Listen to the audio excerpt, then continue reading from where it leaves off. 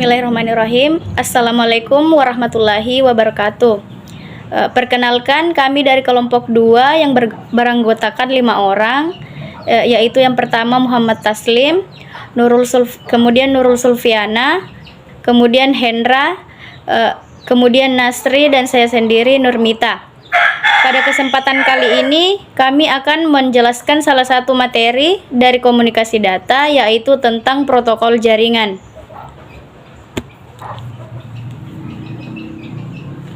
Baik, langsung saja. Yang pertama, konsep dan fungsi protokol dalam komunikasi data. Protokol adalah sebuah aturan atau standar yang mengatur atau mengizinkan terjadinya hubungan komunikasi dan perpindahan data antara dua atau lebih titik komputer. Tugas yang biasanya dilakukan oleh sebuah protokol dalam sebuah jaringan diantaranya adalah: 1. Melakukan deteksi adanya koneksi fisik atau ada tidaknya komputer atau mesin lainnya. Kedua, melakukan metode jabat tangan atau handshaking. Kemudian yang ketiga, negosiasi berbagai macam karakteristik hubungan. Keempat, bagaimana mengawali dan mengakhiri suatu pesan. Kelima, bagaimana format pesan yang digunakan. Keenam, yang harus dilakukan saat terjadi kerusakan pesan atau pesan yang tidak sempurna. Ketujuh, mendeteksi rugi-rugi pada hubungan jaringan dan langkah-langkah yang dilakukan selanjutnya. Kemudian yang kedelapan adalah mengakhiri suatu koneksi. Adapun fungsi protokol jaringan komputer secara umum adalah untuk menghubungkan pengirim dan penerima dalam berkomunikasi dan bertukar informasi supaya dapat berjalan dengan akurat dan lancar. Adapun fungsi lainnya dari protokol adalah sebagai berikut, yaitu yang pertama, encapsulation, sebagai pelengkap informasi yang akan dikirimkan bersama dengan alamat, kode-kode, koreksi, dan lainnya. Paket data ini dinamakan dengan frame.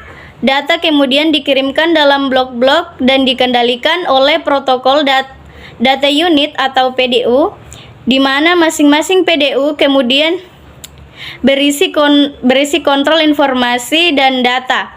Contoh protokol dengan fungsi encapsulation adalah HDLC, ATM, LLC, IEEE 802.11, IEEE 802.3, frame relay, TFTP, dan AALC. Kemudian yang kedua, connection control, membangun hubungan komunikasi dari transmitter ke receiver untuk mengirim data dan mengakhiri hubungan. Kemudian yang ketiga, flow control, mengatur perjalanan data dari transmitter ke receiver yang dilakukan dengan cara satu persatu guna membatasi jumlah data yang dikirimkan. Pada fungsi ini harus terdapat fitur stop and wait, yang artinya masing-masing PDU harus diakui sebelum proses pengiriman selanjutnya. Kemudian yang keempat, error control, mengawasi terjadinya kesalahan saat proses pengiriman data. Jika terdapat kesalahan, maka paket akan langsung dibuang. Kemudian, fragmentasi, proses di mana pihak pengirim memberi informasi yang dikirim menjadi beberapa paket data. Proses ini ditandai dengan urutan beberapa PDU dengan berbagai batasan ukuran. Kemudian, reassembly, proses di mana pihak penerima mengembalikan kembali paket-paket data menjadi satu paket yang lengkap. Dan yang terakhir, transmission service, memberi pelayanan komunikasi data seputar prioritas dan keamanan data. Contohnya saja, prioritas paket, pengaturan batas koneksi, membatasi akses, mutu jaringan, dan lainnya. Adapun contoh gambar seperti berikut ini. Poin yang kedua yaitu beberapa protokol dalam jaringan. Jenis-jenis protokol jaringan. Dengan banyaknya jaringan komputer yang ada saat ini, pasti ada banyak juga jenis protokol yang tersedia. Berikut adalah beberapa di antaranya. Yang pertama, TCP atau IP. Seperti yang sudah disebut sebelumnya, TCP atau IP adalah standar protokol jaringan komunikasi data yang banyak digunakan oleh pengguna internet.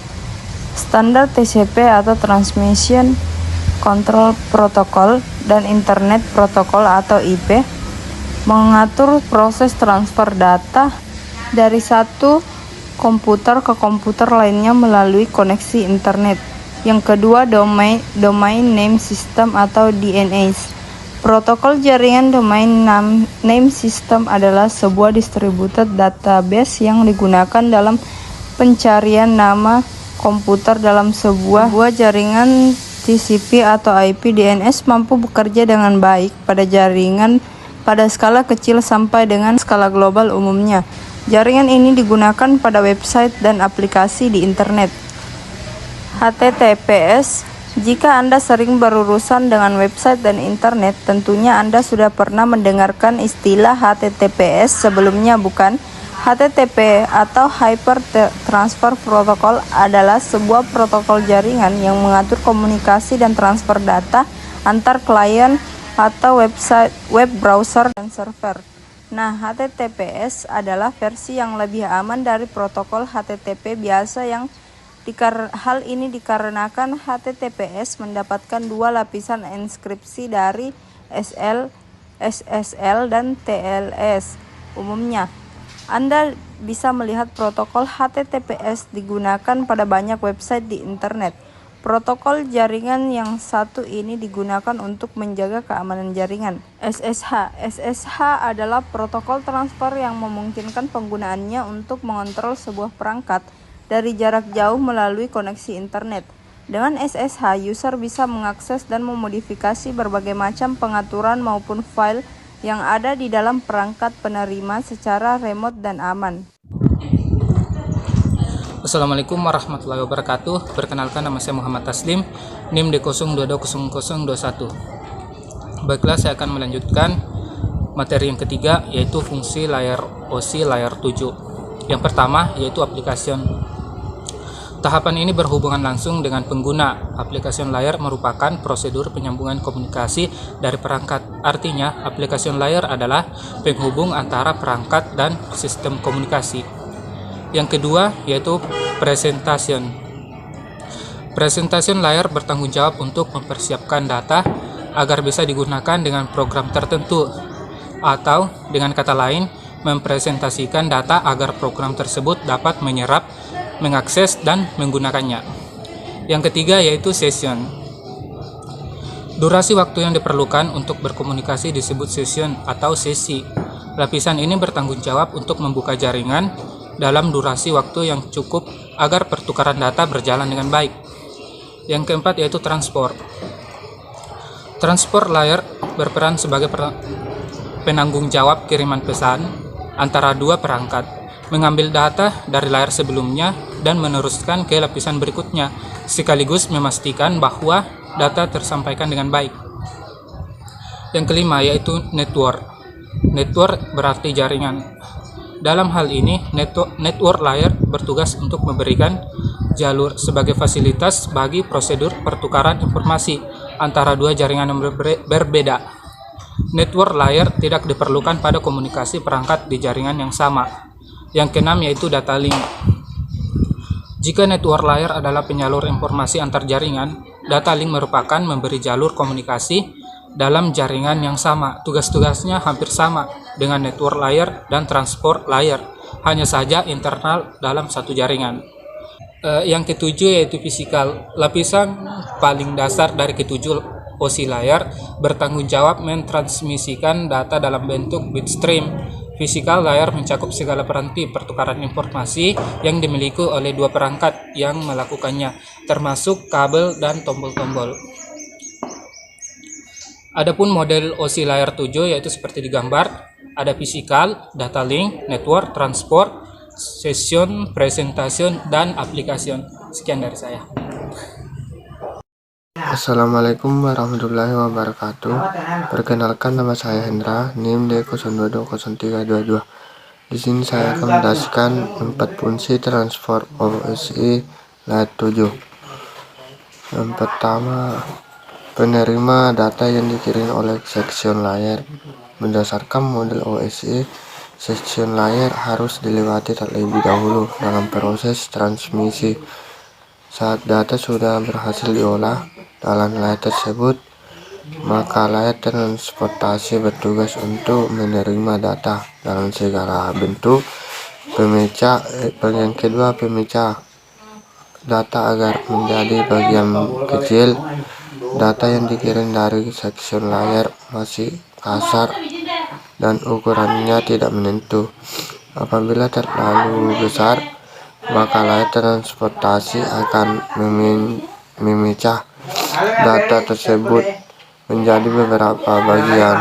Tujuan adalah memudahkan jalannya data saat melewati layar lain sehingga lebih efisien. Bagian ketiga, penerus data ke bagian network layar tidak hanya memecah data yang berukuran besar. Layar transportasi punya tugas lain. Tugas tersebut adalah memberikan header pada tian pecahan data. Tujuannya ada dua, yaitu mempercepat penyatuan dan data kembali dan memudahkan dalam pendeteksian kesalahan. Setelah itu baru data akan diteruskan ke network layar. Bagian keempat, penjamin data sampai ke sisi lain jaringan. Transportasi layar tidak lantas melepas data begitu saja. Lapisan ini akan memastikan bahwa semua data berhasil sampai ke lapisan selanjutnya. Tidak ada yang tertinggal atau salah sasaran. Bagian kelima, pengiriman segmen data. Sebagai pemecah data, lapisan transportasi otomatis bertanggung jawab. Sebagai pengirim, pecahan atau segmen akan disalurkan dari host yang satu ke host penerima lainnya. Bagian keenam, pengetes reliabilitas data. Peranan lapisan transportasi juga tidak lepas dari memastikan apakah data memiliki reliabilitas atau belum. Apabila data sudah terjamin akurat dan tepat, maka baru akan diteruskan ke lapisan selanjutnya. Sekian, assalamualaikum warahmatullahi wabarakatuh.